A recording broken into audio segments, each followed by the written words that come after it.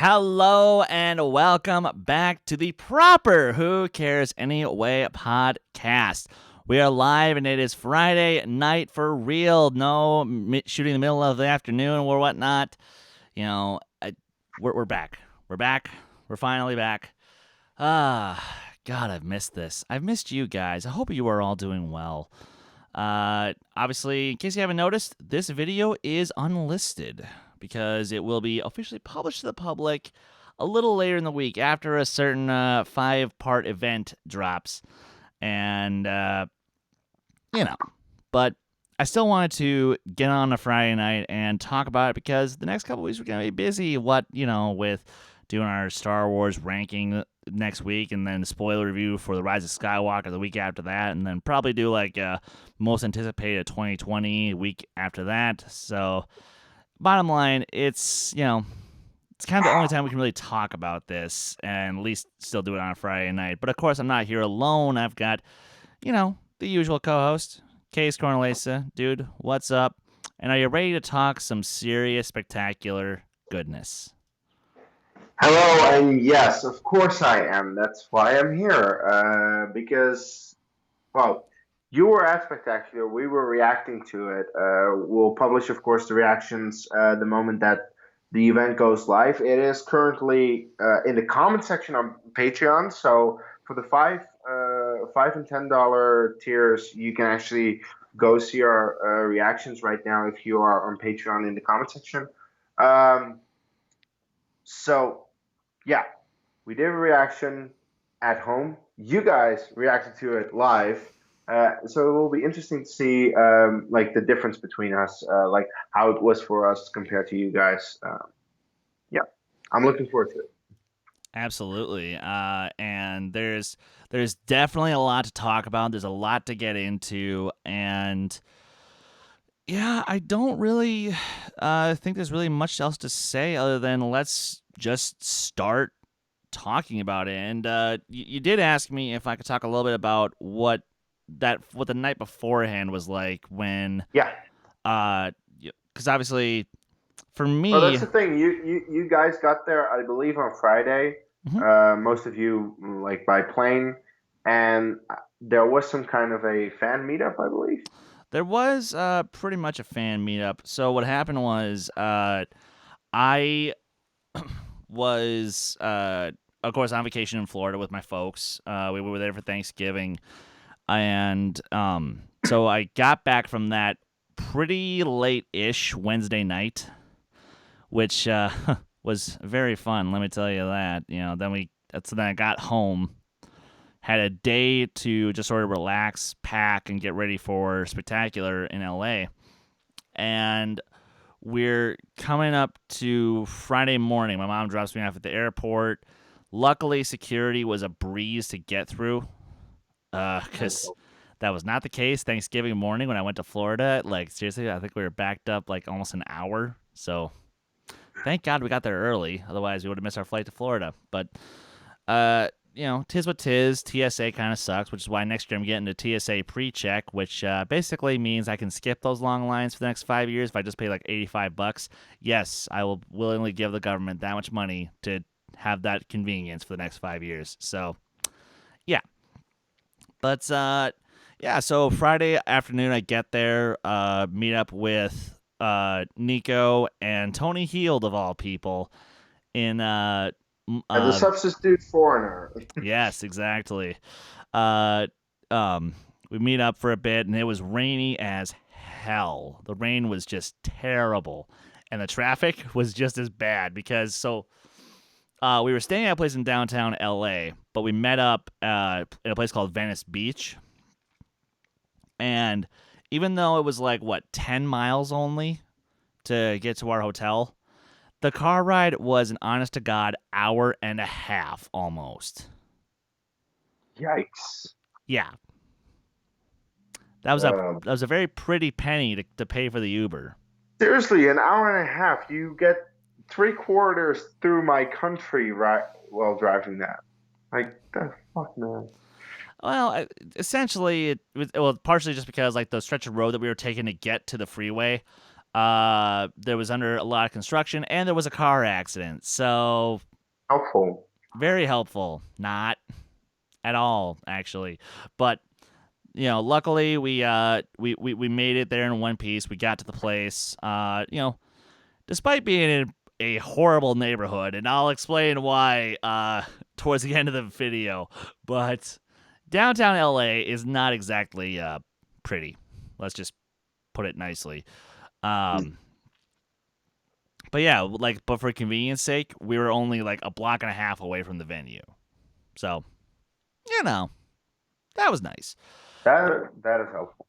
But yeah, so we get to the place, we unpack, we settle in, go out to get a quick bite to eat, and luckily for us, we were actually invited to come hang out at Nerd Chronic's place, which was very awesome. And so we get there around 7-ish, just after 7, and I walk in the door. And it was very awesome to see Nerd Chronic in person finally, hang out with him. Got to see late to the party, say hi to Rob and Vanessa. But I couldn't help but notice a certain third person who was with them. And for once in my life, I got to say this man's name to his face. And literally, as I'm about to, as I'm realizing who it is, Nico looks at me and looks at him. He's like, oh shit, here he comes. In 3, 2, 1, Chance! Of course. Yep. So finally got to see that guy in person, and that was. And you did hug him, right? I did hug him, of course. Because look, even though I give Chance shit all the time, I do genuinely consider him a friend. He's a very good dude. I like him. But that was just fun. Yes. To see him and get to know him a little bit better in person.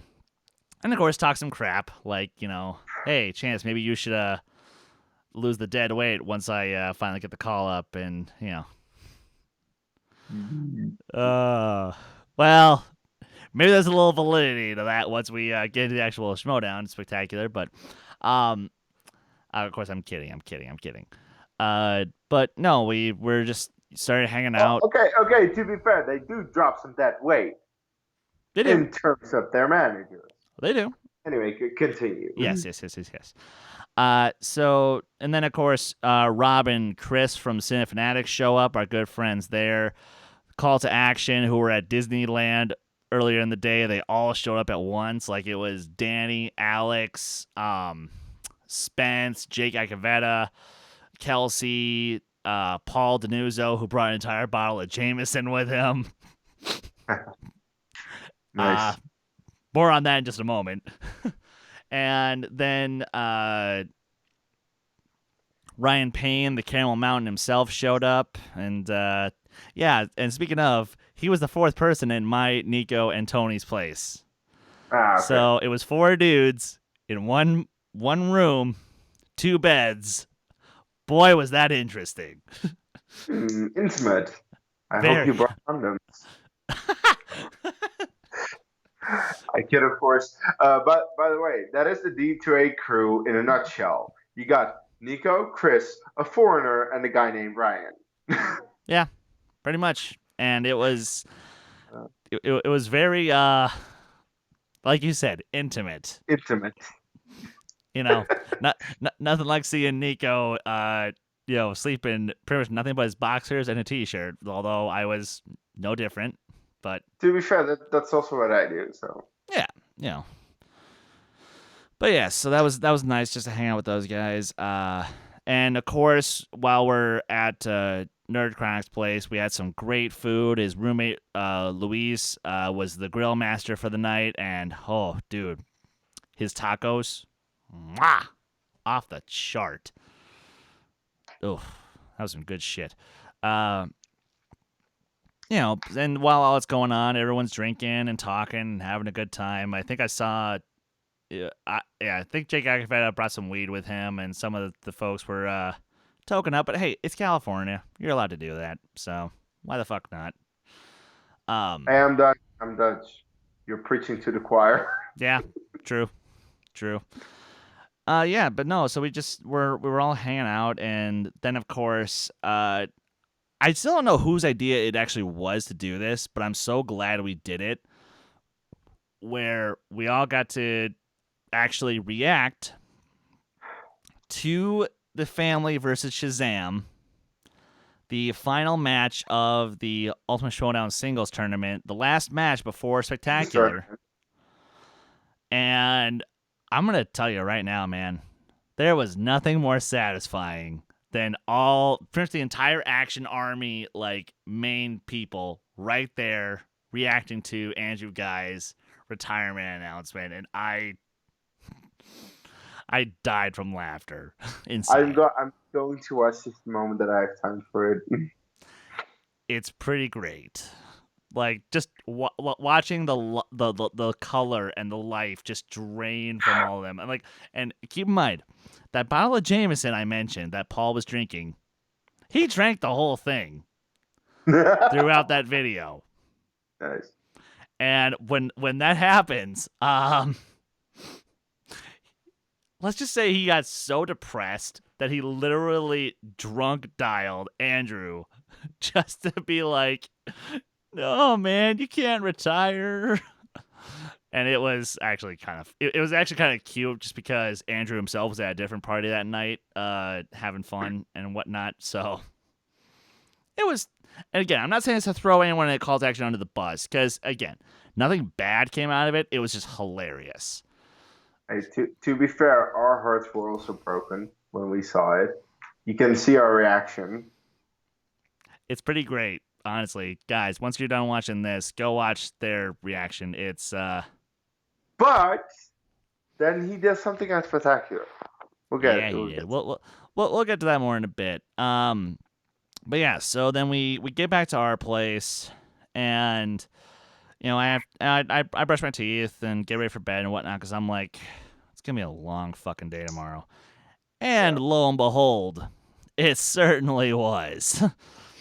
But no, we all got up around, I'd say 9:30ish. We were out the door pretty early. We decided to stop at Denny's, get some good breakfast. I made sure I ate a lot, because there was no way I was gonna pay for food at the venue, just because I knew that would be overpriced as hell. And I'm like, nope, just eat a bunch now and not to worry about it later, which was good, because we were there for a long time. Of course, yeah. So we get in at around 11:40-ish is when they finally let the VIP people in. I totally forgot my badge up in my room. Damn it. Oh, well, that's fine.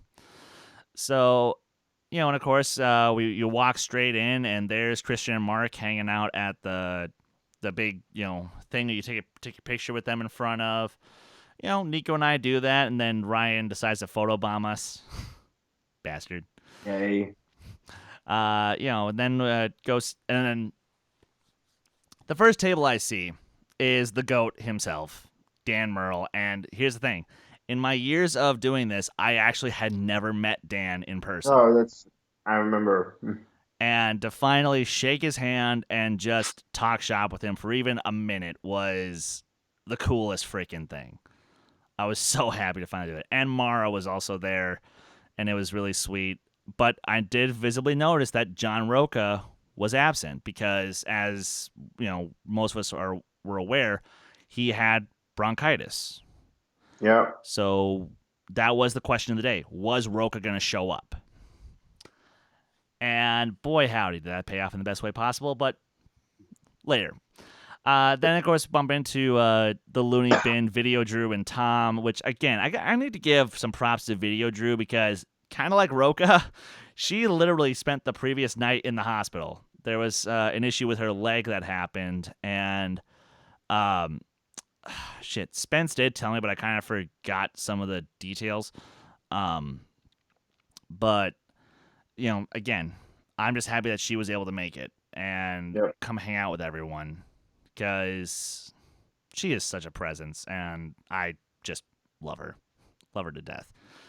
And Tom, he's about as funny in person as you'd expect. And yes, he did ask if we wanted to see the dead body. But then he said, "I found the dead body." it's that guy over there. As he points to Dale, the dude who's just walking in to the place. You want to see that body? It was great. Yeah, and shit, I hadn't seen Dale since like Free for All 2. So it was very pleasant to see him again. Oh God. You want to see that body? Sorry, had to. You had to. It was called for. And it was really funny because like I've hung out with Dale the Dude outside of the Schmoedown, so when he's not in character, but he just walks up to me, so like, okay, hey dude, very happy to see you, but trying to act like I'm actually in character, all right? I'm like, I got you. It's Dale the Dude. Hey, what's up, dude? So Yeah, where has he been? Well, he's been acting. Actually, he's been busy with a lot of with a couple of gigs, but he will be back next season. He is on the roster, so yes, very happy to see him. And then of course, over next to them were the other Horsemen. Who's the boss? Got to say hi to Riley and Ben and Tom, who, dang Neo, I swear to God, the man just gets funnier and funnier every time I meet up with him. I mean, in Croatia last week. Right. And then, of course, next to him were Ken and Emma at the same table. Ken was giving out signed copies of his book, which Nico finally bought. I would have thought for sure. I thought for sure he would have bought his book another time, but nope, he didn't. He finally bought it with signed signatures from Ken. And I'm like, shit, I should have brought my copy with. Yeah, you should have. That's fine. It's fine. I'll remember that for next time I'm out there. And Emma, I actually had a little gift for her because our good buddy Chris Engel, his daughter designed a Fight for Life shirt, and he had asked me if I could bring it with me to L.A. I'm like, well, if you're sure it can get to my house before I leave for L.A., I'll take it out to her, and because unfortunately they weren't able to make that trip down. But I did, and she really appreciated the shirt. So fingers crossed she wears it next season. Yeah. Well, also fingers crossed it's the right size, because, I mean, it looks like it fits, but you can never tell sometimes with, custom-made T-shirts. But then, of course, had to bump into corruption, got to give Kalinowski a little bit of shit, as he sometimes deserves. Definitely after Spectacular. Yes. And I thought I had met Shannon, but not really talked to her, so it was nice to meet her finally, officially. Of course, bumped into Sam and Rachel, Sam Levine, Rachel Cushing, saw them for a bit. That was fun. Bibbs and Brendan, God, I miss Bibbs. I miss him already. He's just he was in 2 matches. I know, but he's so bubbly and fun. Yeah, no, I get that. And then I actually got called out for a brief moment by the guys who were right next to them, that being Mr. Paul Preston and Mr. Adam Witt, the movie guys. They were like, oh, there's that guy who hates us. And I'm like, yep. Guilty as charged. Guilty. What are you going to do about it? Exactly. But, and of course, Paul and Adam are just two of the best. I loved getting to see them again. And I actually appreciated that, they knew that I don't hate them as people. I just hate the characters. Yeah. No, in that regard, they're very, very much like action. Yeah. For you. Absolutely. Like, no, in fact, literally, that would be the way to say it. They are action. Yeah. There are despicable characters, but they're really good guys. Yeah, of course. Saw Janine and Rachel Silvestrini, which was awesome because you put those two and I in a cab together.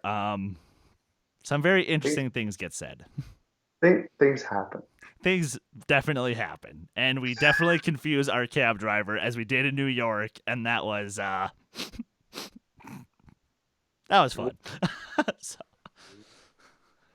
But yeah, and then so of course that's who was all the fan expo, and some other people were sort of weaving in and out. I think I saw McWeenie show up for a little bit, and then unfortunately he had to bail. Burnett, of course he showed up right before the actual event started, and he's just a blast. Love that man. Well, love the man, hate the character, but you're supposed to.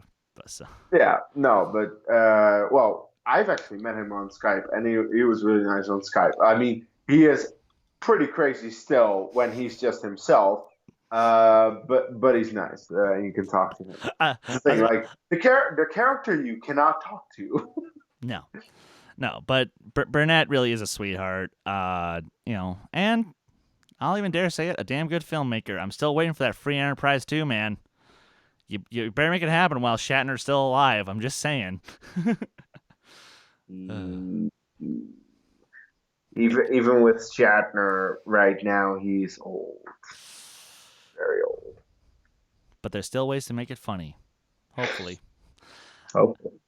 But yeah, so and while all that's going on, obviously there's merch everywhere. There's posters, T-shirts, sweatshirts, so on and so forth. But while all that's going on, Skaliski, the main question writer, he's hanging out on the stage with a buddy of his, and they're doing trivia. So what they were doing is they would invite 5 fans up at a time to basically have like a mini free for all thing, and if you won your group, you would win a prize. And I sort of got nudged into it by a couple buddies of ours, that being Jeremy Adams and Mike Hanley, who I finally got to meet, that ginger bastard.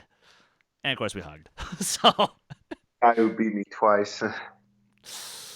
The guy that I still would like to face, and the fact that I haven't bugs the living hell out of me. One day, Mike. Make it happen. We'll make it happen. I swear to God. But yeah, no, and then I went up to that stage, also with Ryan Payne, who we both actually got 5 out of 5. So and because we were the only ones, we had to settle it in a little game of rock, paper, scissors. Really? Yeah, that was just because they didn't want to burn through more questions. That was how they settled ties. Okay. So, and somehow I'm actually a pretty terrible rock, paper, scissors player in real life. That's one of the first things you'll learn about me. But somehow I beat him.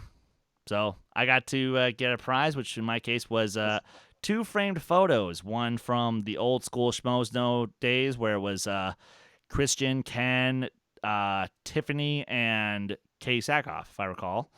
And the other one is from the Jean-Claude Van Damme interview where, then the caption is, "Do you want some milk?" I said, yeah. He said, "Do you want some cookies?" I said, yeah. He said, "Do you want to win a goldfish?" I said, yeah. So, when a goldfish here. When a goldfish here. Oh, shit. I forgot to make that joke around Tom. Wasted opportunity. I suck. I absolutely suck. So, yeah, all that goes down, and as we're just, hanging out, talking to everybody, I make sure that I kind of get my rounds with everyone. Also, while drinking a shit ton of water, because as I knew would happen, I completely lost my voice the next day. Oh yeah, and I had to do an episode of Rankum on take 3. Yeah, you did. The next day, the moment that you got home. Literally, I had like 5 minutes from when I got home, and I had to shoot that episode. But woof. But that was all fun and good. So everyone's hanging out, but now Megan, the production coordinator, she starts sort of corralling us all towards the auditorium to go seat ourselves, and now the show can begin. So, Kees, yes, let's start talking. So the show begins, and of course, there's one match that we actually deserve. Well, we thought we would get a while ago, but because of Ben Bateman's back injury, couldn't do it.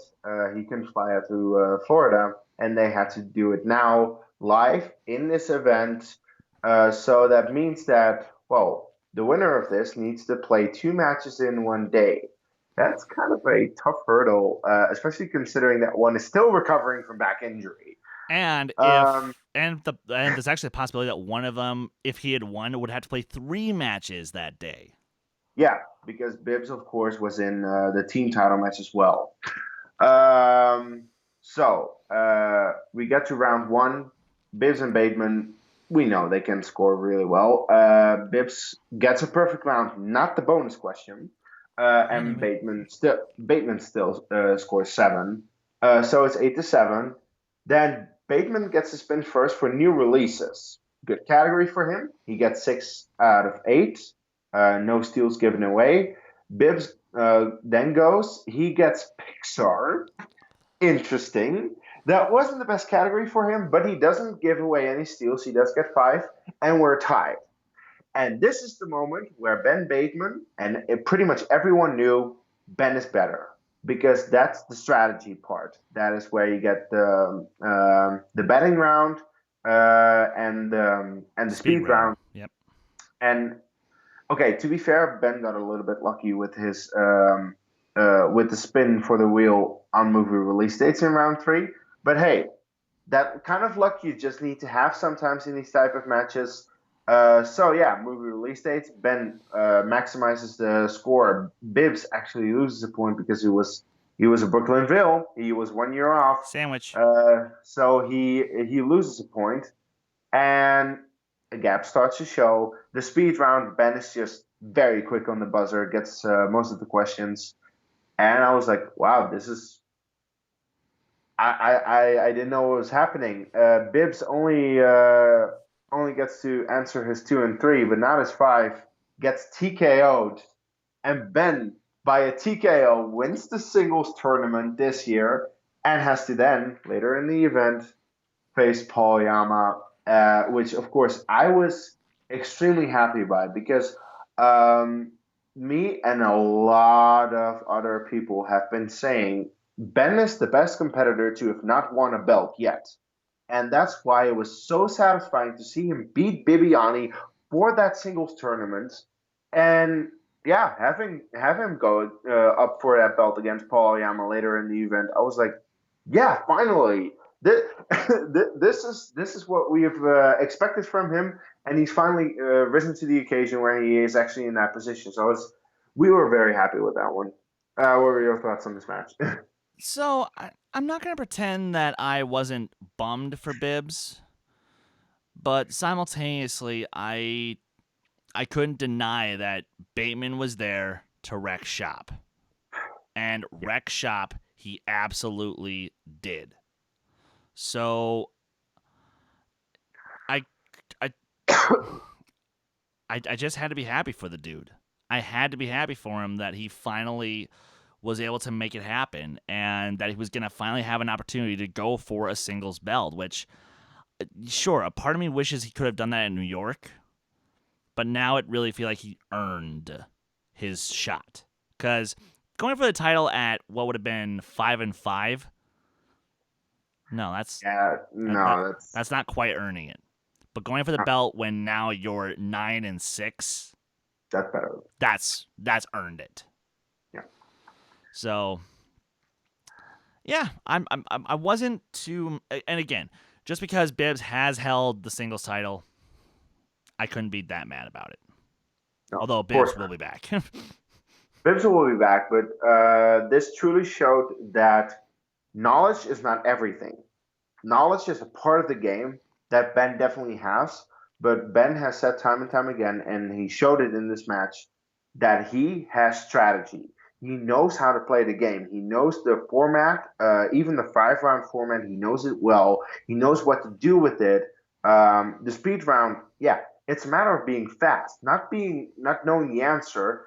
Is just knowing the answer first, because you like most of the speed round questions are usually pretty easy.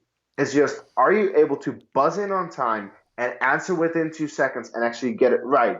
and not jump the question, because sometimes they're still asking a question and you buzz, and then they're asking about a remake instead of an original. Because I'm not sure if this happened in this match or the team match, but I know at one point they asked about who played Willy Wonka, and it Yep, was in that was the McQueenie in the team oh final.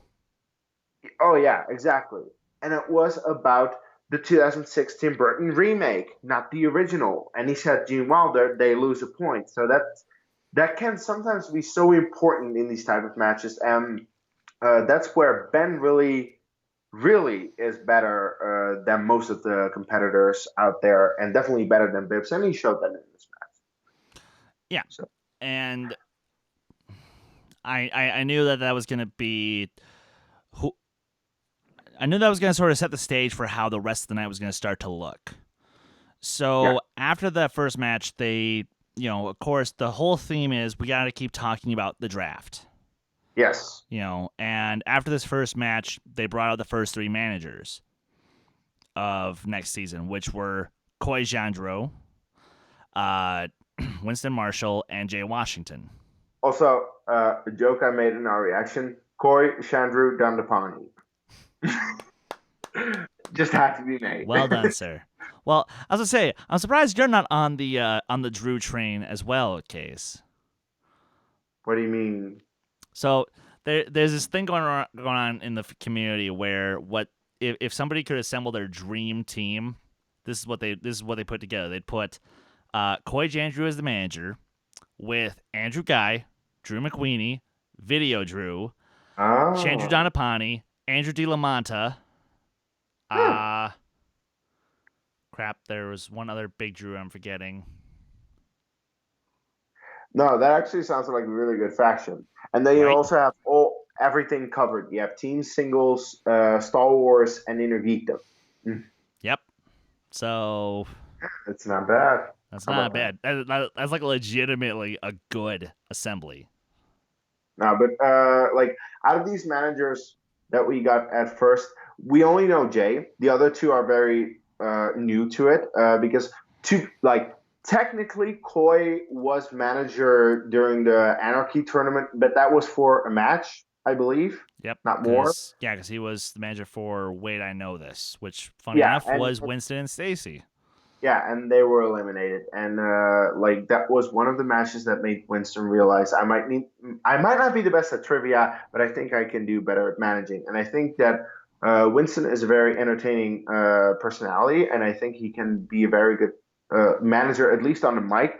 I wonder how he will be able to motivate his stablemates. That's the one thing that I'm really curious about because I think Coy has the right mindset, because Coy has one thing. No, that's not entirely true. But okay, that's the thing. Coy and Winston both have wins, but not that much. And I think they can at least motivate people to get wins if they, of course, get the right type of people. Jay, we know is good manager. Like, actually, when I think about it, you know who it'd be safe to say? I feel like Coy and Winston are kind of like the Nico of the Schmoedown. Yeah. Where they have some wins under their belt, but they're much better suited as managers than as competitors. Yeah, because the likeliness of them actually getting to a belt is not really possible. Except for fandom stuff, but well, in Nico's case, but yeah. Well, that's the thing. Nico is good with like wrestling stuff, but in terms of fandom, I don't think he'll ever get a belt. And despite him being good with it, he's not good enough. Because on his own. Look, but Chris, you and Nico are never going to beat the Arkham Knights. I'm sorry to say. Well, unless something were to happen that splits up the Arkham Knights. I can dream, Kees. You suck. I can dream. Anyway. Anywho. No, so that goes down, and we're introduced to Heroes and Villains, which is now Jay's new faction. We're introduced to the Swag Squad, and Swag Squad, Drip, Winston Squad, and sadly, I've already forgotten the name of Coy's faction. I feel kind of bad. I should have pulled this up before we went live. Give me 2 seconds to pull up the spoiler group. Goodness. Shoot. Where are you? You're in here somewhere. Here, start talking about the or and actually real fast. What Uh, do we have any other final thoughts about the first round of managers or? no, not really. I'll just start talking about Star Wars because, well, Star Wars title match between Alex Damon and Laura Kelly. Laura Kelly had proven herself to be a pretty good competitor already in a live crowd, in front of a live crowd at Celebration earlier in the year. Um, she didn't win. She also didn't come in second, but still, she put up a very impressive performance, at least through rounds 1 and 2. Um, Round 3 is what did her in a little on that one. But she got a rematch against Andrew Dimolante for the number 1 contender spot, and well, she got it. But already a lot of people knew that you might be good, but you're not Alex Damon good. Alex Damon is beyond anyone, really. And look, the first round, both got a perfect round, but there was already a difference in Damon getting the bonus point and Kelly didn't. So already that slightest gap was made. Now Kelly spins Attack of the Clones. She gets perfect round, but of course Damon. Well, even in Heroes and Villains, category that he wasn't completely confident in, he still scored a perfect round.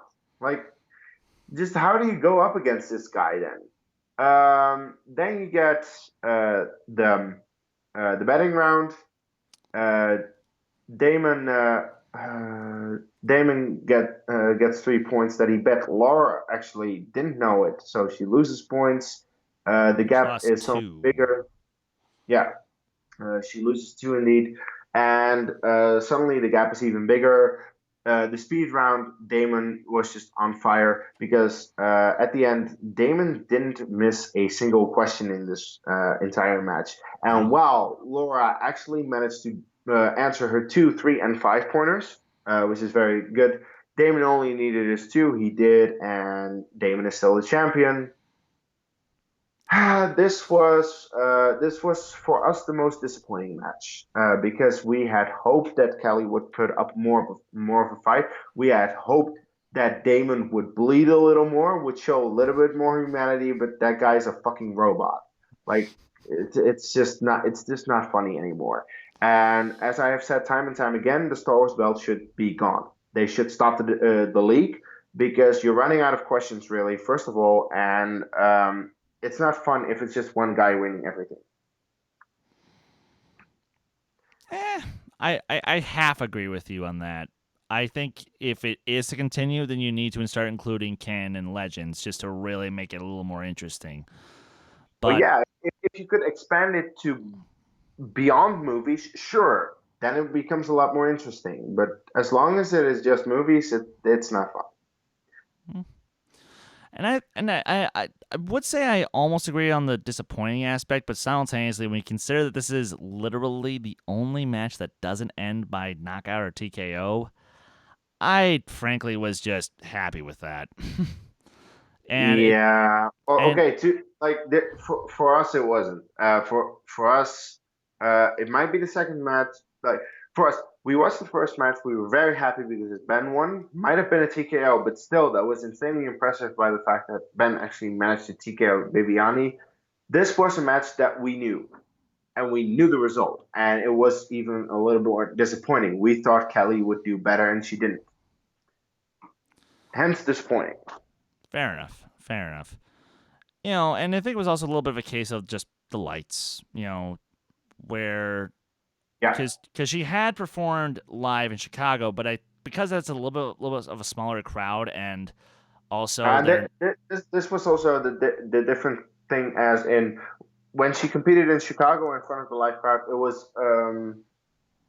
was just against other people. this was the title match against Alex Damon in front of everyone for Spectacular 4. I really feel that pressure got to her. It certainly did, and that's again one of the main reasons that and I even talked with Harloff about this at the after party, where I'm like, if I had an extra $6,000 to spare, I would honestly build a customized in-ear monitor set for the Schmoedown. And Yeah. I think that would very quickly help the competitors to sort of get out of their own head, and certainly not let the and certainly not let the crowd influence Yeah. what's going on in their Oh, head, because and that'll definitely play a part in a later match we'll talk about. But one thing that I was bothered by in the Star Wars match, there was a moment when they were trying to ask a question and the crowd interfered. thank I you. was like, what the fuck are you doing? Shut the fuck up. They're asking a goddamn question. These competitors are already under a lot of stress, and you are interfering? Fuck you. Fuck whoever said something, because it was extremely distracting. Yeah, Ryan, Payne, and I did our absolute best to try to hush those people up because they weren't too far away from where we were seated. Yeah. So, But that was happening during the lightning round, I believe. yes. Oh, That's the thing. literally. Like, and honestly, like if I could make another recommendation to Harloff, I hope he listens to this and just don't take what I'm saying too much to heart. But I think for future live events, you guys should make a rule that for title matches, before you go into round 4, ask the crowd to hold all applause until every question is asked. Yeah. So, because that really got distracting. Yeah. Oh. Yeah, and like that's the thing. That's probably something that the crowd cannot even fathom. How much of an issue it is for the competitors to keep their cool and just play their game when you're already in front of a live crowd doing that thing against someone who you know is really good at trivia. Exactly. So I think it was just unfortunately all those kind of variables that did produce a quote unquote disappointing match. Although after this match, then we have another round of managers show up. This was the best. This was, frankly speaking, freaking awesome. So 3 more faces come up to the stage, and it's Roxy Stryer. It's crap. Now I'm already blanking. It's Tom Dagnino yep, and yep. Kaiser. There you go. And the shit talking was too real. Shit talking. Oh my god. It was perfect. It was perfect. And here's the thing. It was mostly because all of these three managers had the firm belief that they are a manager of the year. Now, Roxy, you have got no shot in fucking hell to win that thing, and you're never gonna win that if you don't have a belt. Which she had at one point and she lost. Cool. So, Roxy, shut up. Now the other two, they make a case because they have held certain belts throughout this year. So they actually go, and the thing was, until this event, we were rooting for Kaiser, but after this event, Tom has a very good case at least. I'll save that prediction for the end of the video because I don't want to piss anyone off yet. So we have that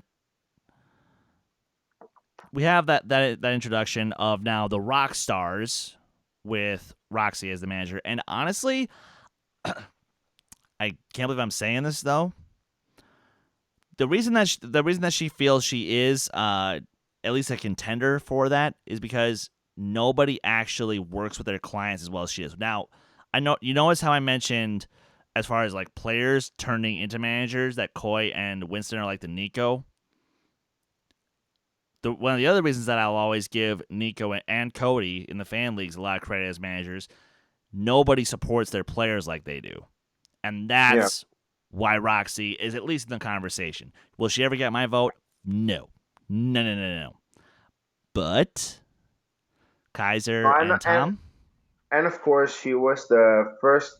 Well, their team was the first one to beat the Shire Wolves. Yeah, which was saying something. At the time, yes. Yeah. But that's the thing. You beat the Shire Wolves, but you couldn't do it again after. Yeah. That is the kind of going against it at that point.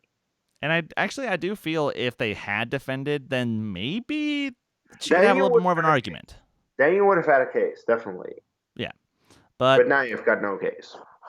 And who knows? Maybe if she can draft a solid team that can take the belts, maybe she can rebuild her case. But hey, look, there's always 2020. Exactly. 2019 is done. It is over. It is over, which is why we're spoiling the living hell out of it right now. But now let's move on to what for me was the best match of the night. Okay. Easily, bar none. So out come Shazam. Oh, I do want to say the Finstock change is a fucking great name. Yes. Oh yeah, that's right, because I forgot to mention it. Yeah, so the dungeon is staying the same, and the horsemen are now known as the Finstock Exchange, which that is such a Tom pun, and I love it. Yes, it is. But yes, so now, like I said, let's talk about the best match of the night. Okay, this is very biased to you. There's a reason why it's your favorite match of the night. Yeah. And not mine. Yeah. And, of course, like, well, and it was biased for me regardless, because these are two of my favorite teams right now. You got Shazam, who I was hoping would have done well in the tournament, but I honestly didn't think they could have won the whole damn thing. And sure as shit, they won the whole damn thing. Yeah. So, and then out come the Horsemen, Dan Merle, Mark Riley, Ben Bateman, and Tom Dagnino, but John Roca is nowhere to be found. Yep. Because, again, bronchitis. We honestly didn't know if he was going to be able to make it today. Or that day. And to us, this was also so weird. We had no idea what was happening because, we were already speculating, does Ben join Merle to, do a horseman type thing, or Riley? But no, Merle didn't want to do that. So then Merle wants to do it on his own. And then Christian comes in and he says, no, you can't do this. So we'll just give the belts to Shazam. So for a minute, Shazam was actually team champions. But then, Chris... Bum, bum, bum, bum. Woo! Wow, wow, wow. And literally, I was standing right next to the staircase that John Roca started to ascend out of with belt in hand. And I literally looked over and I saw him walking up. I'm like, you son of a bitch. I love you right now. And, of course, I put out my arm to nux him. He nuxes me back. And I just give him a salute. Good luck. He's like, thanks. Starts to walk up to the stage. And you know what? And honestly, again, very biased right here, because out of the competitors who are still active, John Roca is my last favorite. Because unfortunately, Christian, Cushing, Mark, and Clark are now out. So he's left. But what I'm so happy is that everybody who used to trash talk the living hell out of Roca, they've backed off. Because, I'm sorry, someone who comes in as sick as he actually was and still competes, that earns respect. Yeah, absolutely. And it is funny how it has kind of been a theme of, if you're injured or sick, you perform well in matches. Because we had Mara versus Cushing, we had Bateman with his back injury winning the goddamn singles tournament. Yeah. And sorry to use an overused sports metaphor, but I feel that this match, Founding Fathers versus Shazam, was John Roca's version of Michael Jordan's flu game.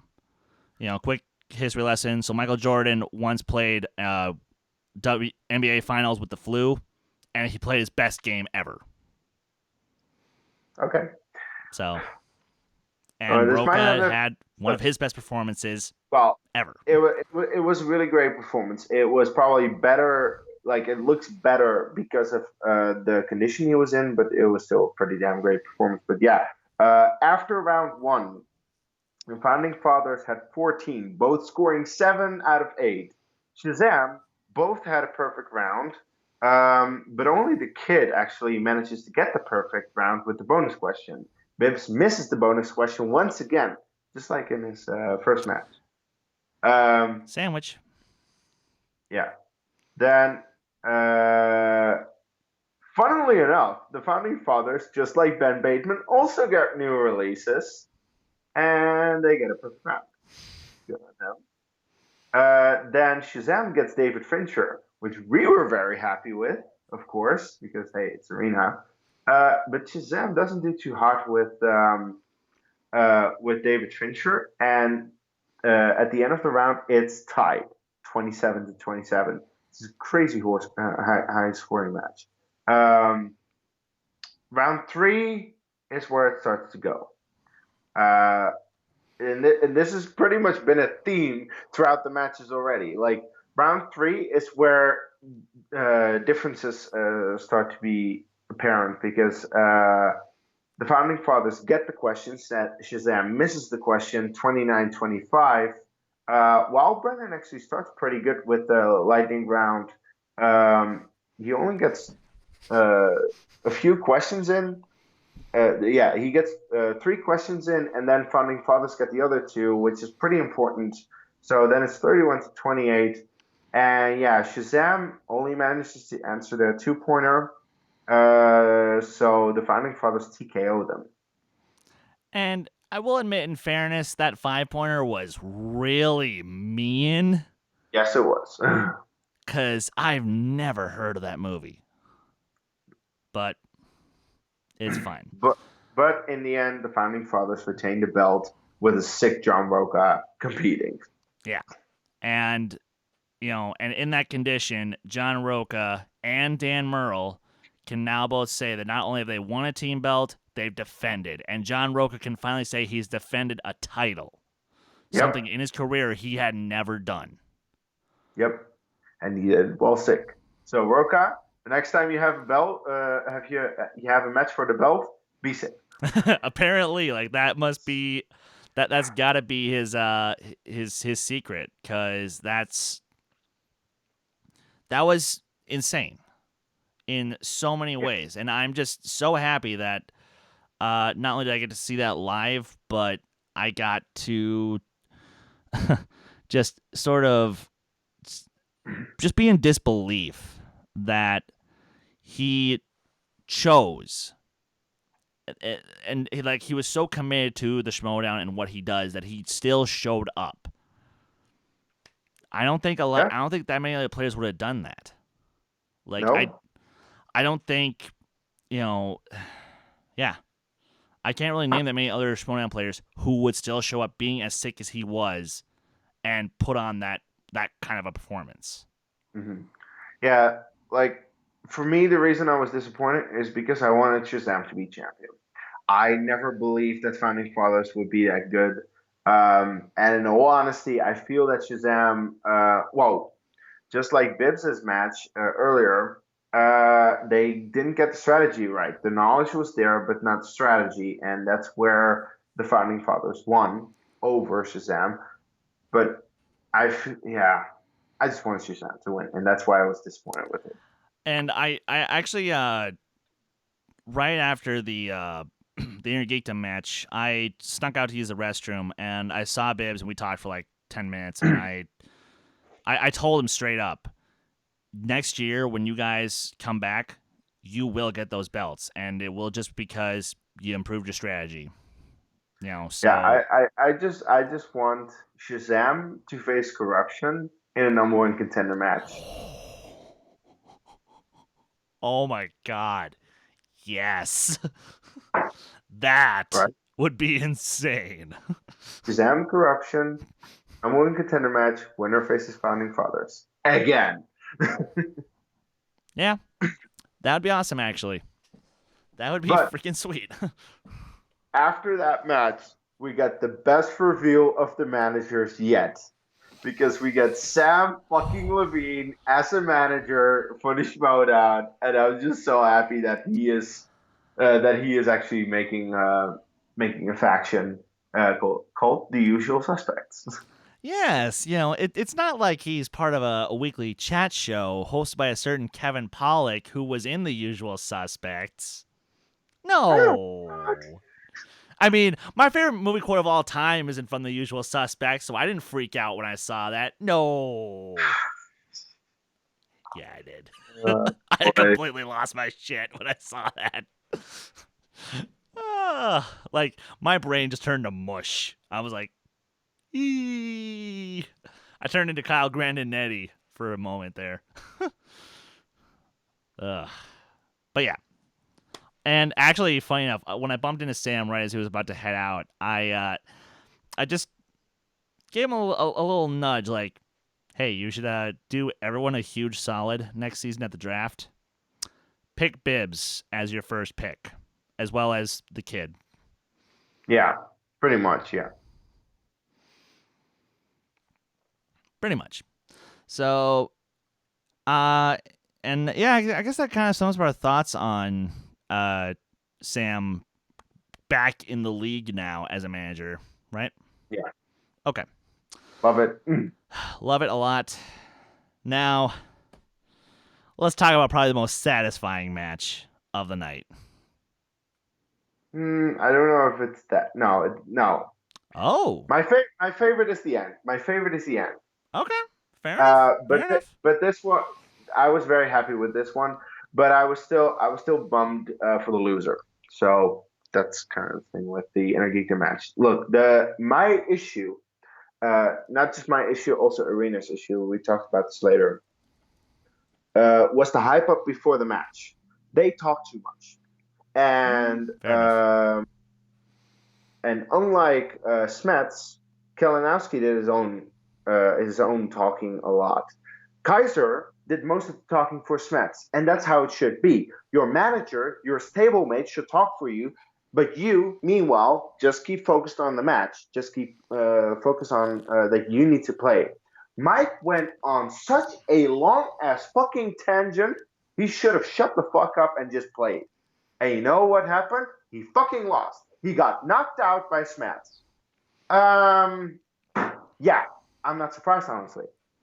He went on way too long with that fucking tangent. And after round one, Smets had a perfect round. Kalinowski only had 7. Gap made, and the gap only increased throughout the rounds. Betting round was Smets's. The lightning round was Smets's, and we didn't even get to round 5 because Smets was on point and Kalinowski wasn't. And Because that's I where create a monster. Or no, you all create a monster. Because just when I lost the belt, you all showed your true colors. Sorry, Mike, I actually did not because, you know, I love you as a guy. You're a great actor. and I want to cast you in my show one day, but I never liked your character. I will never here's the thing, like the killer. Mike. I liked you. I have always liked you. I have always wanted you to win. And I wanted you to perform well in this match. But the truth is, you didn't because Smith showed up and you didn't, and it was done. It was a fucking KO. You are not KO Kalinowski. You are KO'd Kalinowski after this match. I was honestly mad at his performance because I was like, you should fucking know these questions. He got MCU in round 2 and he still missed some. I'm like, are you fucking kidding me? Yeah, I was honestly frustrated by Kalinowski, but it was so fucking satisfying to finally have see Smets with that Inner Geekdom belt, which he thoroughly deserves. Yeah.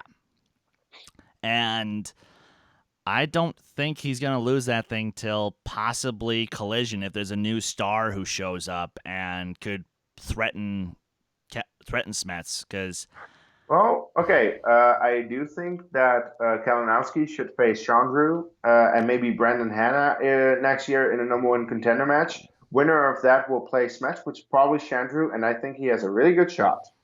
He will True. at least give Smets a run for his money in such a title match. Like I said, and honestly, I think that's how it would go down, unless some rookie hotshot comes out of nowhere. But Yeah. we never know. Because here's the thing: did we figure that was gonna happen with Smets or Chandru or Hannah? No. So, but out of who we know, I think that's how it actually could go down. Yeah, because he's going to defend against Mara. Mara's good, but I don't think she's good enough for Smets. And I And think she's then, just a little rusty at the moment. If she yeah. had it, unless for all we know, maybe she spent a shit ton of time studying. I mean, because oh crap, we forgot to talk about a huge ass announcement. Oh, Dan Merle. Yeah, we forgot to talk about that. Uh, So ow. yeah, never mind. Okay, I hate to say this. Mara has a shot if she and Dan have really been hitting the books on the inner geekdom stuff. And I think they have.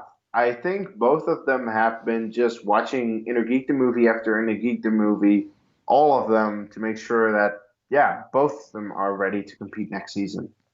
So never mind what we said. Okay, Smets, you just keep studying and you keep getting better Uh, because Look, Smets just needs to keep up his studying pace because it's been paying off, of course, and I think he will still win against Mara. But Mara knows her stuff. Dan is gonna know his stuff. Um, you know that Chandru knows his stuff, and you know that there are definitely some Inner Geekdom competitors right now who can challenge for that belt and who can actually give Smets a good fight, more so than Kalinowski. yes, and I think there is something that we are forgetting to address in regards to Kalinowski. You know, one of the reasons that I think Rachel was kind of glad to quote unquote be done for right now is because she was competing in 3 divisions. Yeah, And that burned her out. And I think Mike kind of made it clear that that happened to him. So I'll give him a little bit of the benefit of the doubt that some of the stuff that he probably does know and probably should have been able to pull up the answer and just didn't is just because, well, when you're that active, you kind of need to make sure that your priorities are straight. Otherwise, maybe yeah. you'll slip.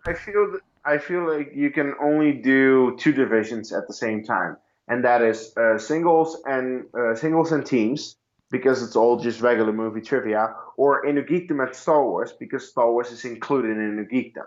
It's just an expanded version of it. Yeah. But yeah, only those two. Don't If you start doing Inner Geekdom singles, teams, and maybe Star Wars as well, then it goes wrong. Potentially. I mean, I would like to see it. I mean, and granted, Mike and Rachel are both examples of how you could win gold in, multiple divisions. But I would be Well, curious to see if someone could do that and not get burnt out. because the thing with Rachel and Mike, they wanted in teams and Inner Geekdom because they put full focus on Inner Geekdom. They also do some movie trivia, but they have a teammate that helps them. But singles, they didn't get anywhere while doing the three things because yeah, if you also have to do it on your own in regular movie trivia besides Inner Geekdom and teams, that's too much. I feel. Yeah, and I hate to say that that's just kind of where we're wound up for Kalinowski this year. But that Yeah, said, will he be back? Yeah. of course, not And going anywhere. and will I go back to Two-time hating belt. him? Of course. But he's still a two-time belt winner Exactly. in terms of Geekdom. Yeah.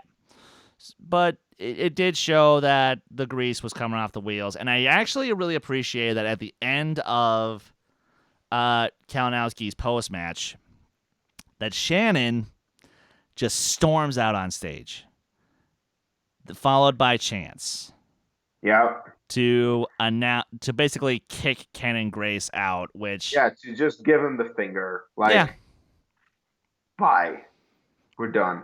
and it was awesome. Frankly, it was just plain awesome to see that happen. Yeah. And then we get the announcement of the fact that Shannon is going to be a manager. Shannon is going to be managing corruption next year. because I feel like she has done way more for Mike this year Oh, than Ken and Grace ever did. oh, easily. Uh, like that's the thing. When Mike became champion of the Inner Geekdom belt, Shannon was there. Where the fuck were Ken and Grace? They were nowhere to be found. So now Grace is apparently joining the Five Club because Five is turning heel. That's interesting. I really don't know what to think of that because that's such an odd turn for her. But it does make sense considering that Five, as has been said, is biased. She has a complete bias against certain people. So she wants to just do her own fucking thing and not care about the others who are doing their thing, instead of trying to be nice to everyone. Because that's what lost her the commissionership, and that's what seems to, I think, will work for her. And I think that Five and Grace would be good managers. They would, and As long as they just show up for matches. yeah, and let's face facts. Emma's great at doing that. Like, I don't think there was a single Shirewolves match or a single Andraco match that she was not there for. Mm-hmm.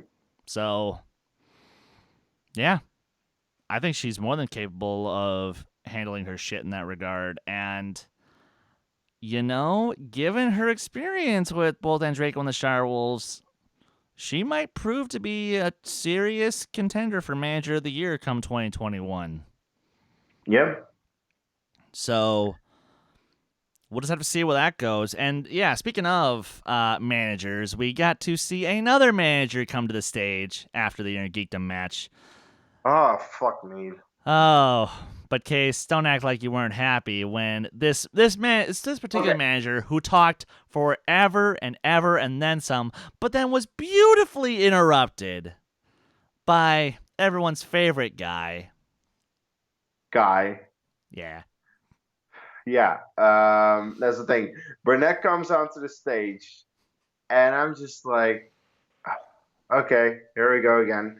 So he starts talking, and he talks and he talks and he talks, and at one point they just shut off his mic, and then Guy comes in with this video, and Guy announces that he and McWeeny are going to continue next year, that he's not done, he's not retiring, they're still going to be a team, just not under Robert Meyer Burnett, because Robert Meyer Burnett did jack of all for them this year. Like, seriously, what the fuck did he even do? The only reason that they were in the team tournament final was because McWeeny is that good. Not because Burnett is that good of a manager. I mean, all And you did then, was give them 3 rubber matches that they were easily going to win. exactly. So like those matches should never have happened in the first place.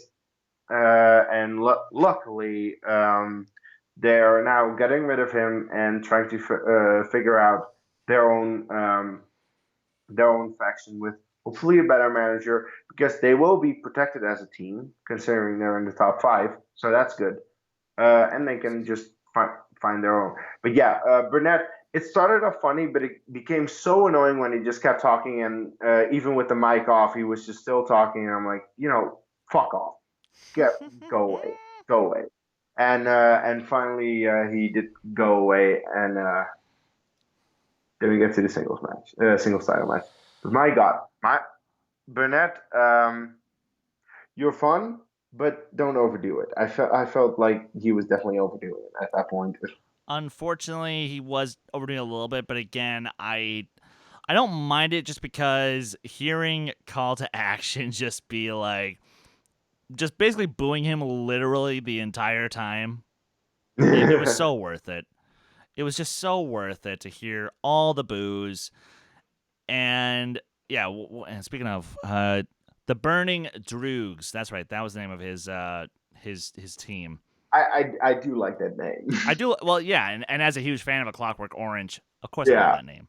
Yeah, I do like that name a lot. So then that means, please, Burnett, I want you to do us a favor. I want you to start actually acting like Alex from A Clockwork Orange in your cutscenes. Like, if we can have... I was cured, all right. So we stopped by the Corova Milk Bar for a milking. It's like, come on. like that is right up Burnett's alley. So Yep. yes, very happy about that. But yes, let's talk about the last match of the night. My favorite. And Ben, it has nothing to do with good gameplay and high scoring and shit like that. Honestly. Um, Now, after round one, Bateman versus Oyama for the belt. After round one, Bateman has 7 points, Oyama has 6 points. That's pretty close, pretty high scoring for a first round, of course. yeah. But here, then round two happens, and here it starts going downhill fast. Paul spins classics and gets 0 points. He gets nothing out of it. This was pretty crazy. I did not expect this to ever happen. Um, so yeah, then Bateman spins Julia Roberts. Actually gets a couple of points to 14, and now the gap is 14 to 6, and already 8 points. That's big. And you're like, are they gonna be able to recover? So comic book movies usually pays off well for Paul because fandom. And Ben, maybe not so sure, but they get a Batman 66 question, which I thought was just mean. But hey, that they're allowed to do that. So they both miss, but Paul misses more because, of course, he had to bet. Oh no, he bet 2 points, but he loses those 2 points. Bateman only loses 1 point. 13-4. The lightning round. Ben was just on point and not even getting to the last question. Ben knocks out Paul Oyama to finally get his singles belt. There's the belt. He can finally say it now. Oh my God. I was just so happy that Ben finally got to that belt. I couldn't believe it. I still can't believe it. I still cannot fathom that Ben Bateman won the fucking singles belt, but he did. Against Paul Oyama, no less. And that guy is just a trivia machine who has shown time and time again that he knows so much about movie trivia, and he has defended the belt. Like after winning it against Merle, he defended it, but now he lost it. Jesus Christ. Yeah. Um, no, as I said, fuck gameplay, fuck points. I am just so fucking happy that Bateman finally won a belt. This is my favorite, and I'm biased. I know. Oh no, and that's fine. Like, I I'm actually a little biased as well. Like as how much I just because look, we here at Dedicated Art, we like Paulo Yama. We like him a lot. He's a friend. But simultaneously, it was so freaking satisfying to see Ben Bateman finally, after 2.5 years of being in this league, get a goddamn title. And, sure, do I wish that, the Classics round went a little more in Paul's favor? Yeah. Do I wish that it could have gone to round 5 and Ben could have hit it on like the 3? Yeah, that would have been great. But a win's a win, a belt is a belt. And it was dominant. It was Ben showing off pure dominance all throughout the night because first of all against Bibbs and then against Oyama, those are two phenomenal singles competitors, and if you can beat them both in the same night in a 5-rounder, props to you, man. Fucking props to you. I mean, if if Who's the Boss had a better teams, like if let's say Who's the Boss would have played the Founding Fathers, then I'd say Bateman is an automatic lock for Player of the Year. Yeah, could be. But the thing going against them is that little mini bracket that they put together where they had Bateman versus Kalinowski, winner plays Snyder, winner plays Paul, and Bateman was just squashed by Kalinowski, unfortunately. Yeah. I mean, he put up a decent performance, but yeah. And earlier in the year, Bateman also had some issues in terms of both singles and teams. Yeah, and that's kind of where I'm coming from with that. But like, he still put up a clinic that night. He was just lights freaking out. Yeah, absolutely. So, and obviously, as Action Army and also as just someone who I would call Ben Bateman a friend, of course we're proud of him. Holy shit. Yeah. He did it. He finally He did. it.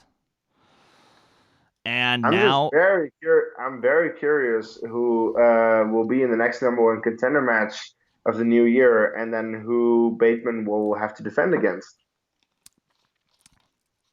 I feel like my money's on Bibbs. Bibbs would be a good call. Because Bibbs has to use that number one contender shot pretty soon. That's true. And I don't know if he'll do it for teams. He might. I'm not sure. I do feel okay. In terms of the singles competitors, I'm not entirely sure what the rankings are right now. Unfortunately, rankings are not updated yet. No, I know, but still, I can base it kind of off what happened. But I feel like a good number one contender match could be William Bibiani versus Paul Oyama for a number one contender match. Or if you want to make it sort of like a mini tournament, here's what you also could do. Dan Merle versus, let's say, versus Bibiani. Yeah. Then winner of that plays Ethan Irwin, or plays the winner of Ethan Irwin and Paul Oyama. Yeah. Winner plays Bateman. And that's, yeah. That could work. Definitely work. Rankings. Yeah, just need to figure this out. Like, are there any other players up there? Broka's still out there, to be fair. Touche. But yeah, it's difficult to call that one. It is. But either way, Tom already is going to be going into 2020 stacked. Oh yeah. And luckily for him, he's the only manager who has his entire squad guaranteed to stay with him, pretty much. Yeah, and that's crazy that he is able to do that. Like, I at least feel like he should lose Riley. But I don't think he's going to give him up because since he'll have Ben and Who's the Boss is protected. Yeah, I know. But still, I still feel like he should lose Riley because he already has 3 automatic picks. But whatever. Wow. But at the end, I thought it was a good event. We've seen better. I would assume that if you were there live, it would have been better for you. But yeah, I'm judging as someone who has seen all these events at home. This is not the best. This is also not the worst. I was definitely very entertained by a lot of the stuff. Also, that was just not the matches, like the managers type of stuff. So in the end, this was a very good live event. And I cannot wait for the next year, actually. Same. Like, next year is going to be insane. And there's so many directions it can go. And the fact that now, the Schmoedown is officially going from being this silly little game show to now turning into a real sport. Yeah. And, it took us 4 years to get here, but now here we are. The seeds are sown. And we're ready to take this thing off to the next level. So, I don't know. Kees, do you feel like we should do talk about our thoughts of the season so far, or do you want to marinate on this a little bit before the draft and then do a full podcast episode breaking down the season? No, I don't think we have time for that. To be fair, okay. We have a lot of shows coming up. So.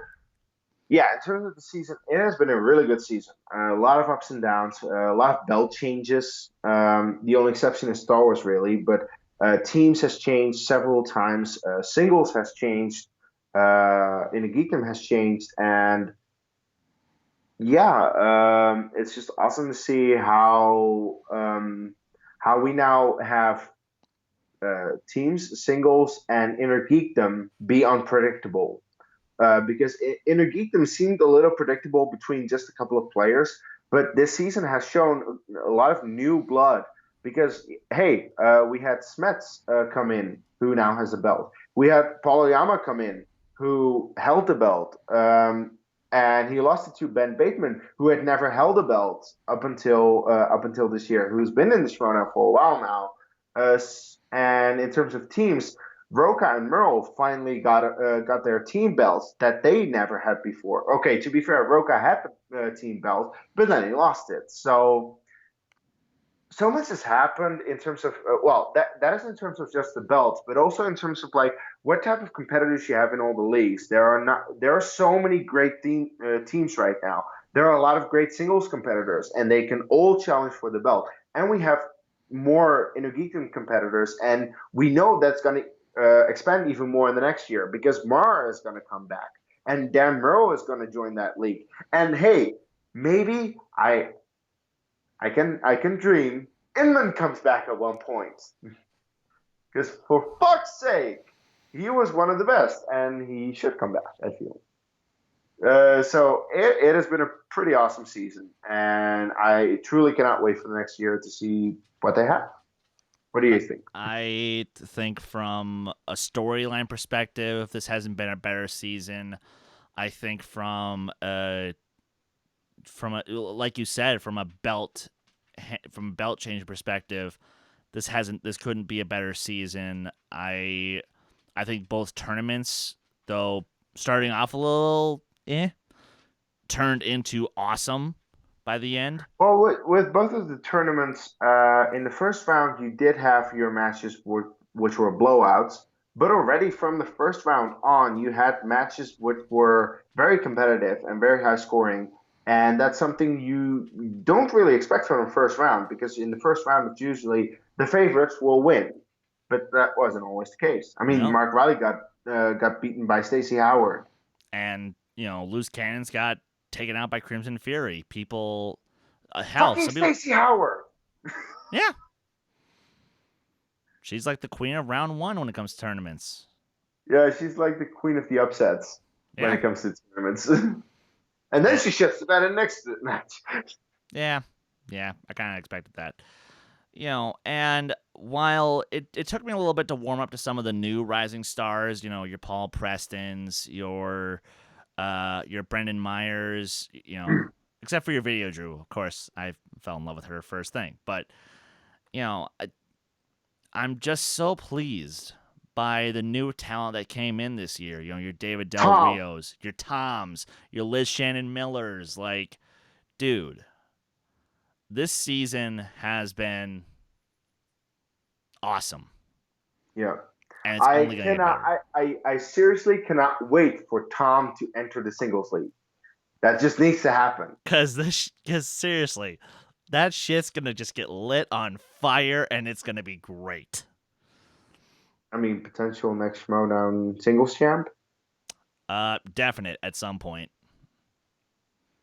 I really Yeah. think he'll get there.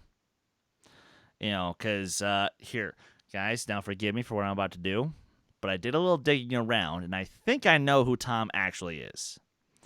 And if I'm right, then yeah, y'all need to watch out because there's a channel called Cracked. It's based on the magazine of the same name, and Tom used to work for them way back when, and he talked about a lot of really deep cut stuff in the world of movies.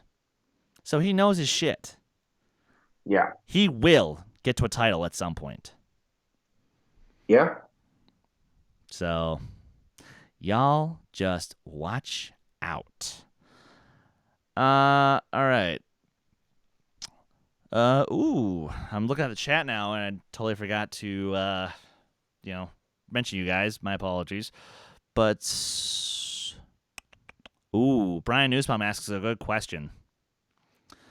Oyama or Smets? Between the two of them for Rookie of the Year, who would you go with? Smets. Smets only lost one match, and it was well because the bright lights got to him in one question. Other than that, he played an extremely good game. Oyama has shown to be a little yeah, he bleeds more, especially in that title match. Like that Well, was, especially in a live setting. yeah, exactly. Because that's the thing. They were in back-to-back matches. You had Smets and then Oyama, and Smets rose to the occasion. Perfect game, almost perfect game, I believe. I'm not entirely sure if it No, was. no perfect game. Yeah, so a perfect game for Smets, and Oyama just shit the bed.